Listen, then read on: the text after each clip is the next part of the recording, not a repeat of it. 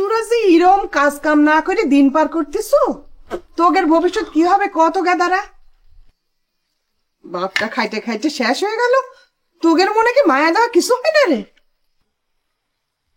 বাপের জন্য মায়া হয় জন্যই তো বারবার করে করছি, যাতে কাম করবে পারি তার একটা ব্যবস্থা করে দাও, আমাকে একটা বিয়ে দিয়ে দাও, দেখো তোমার ঘরে কারো আর কোনো কাম করা লাগবে না।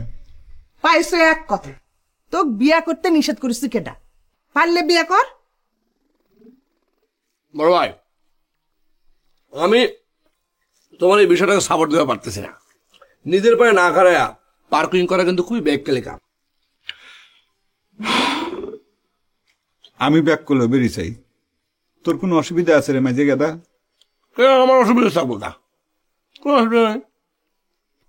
আমা তুমি কোনো চিন্তা করো না, আমি বিদেশ যাই, বিদেশ যাই আমি টাকা বাড়াবো, কোনো অভাব থাকবে না।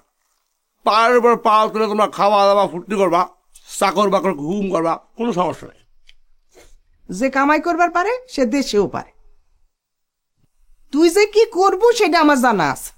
তুমি ঠিকই কথা কয়েছো না, বিদেশ যাওয়ার কথা তো আমি চিন্তাও করবে পারি না। আর বিয়ের কথা যদি আমার কও, গ্রাজুয়েট না হয়ে বিয়ের তো কোনো চিন্তাই নেই। অবশ্য পাশ করলে যে চাকরি করে তোমাকে ভাত দিবার পারবো, এটা নিশ্চয়তা আমি দিবার পারবো না।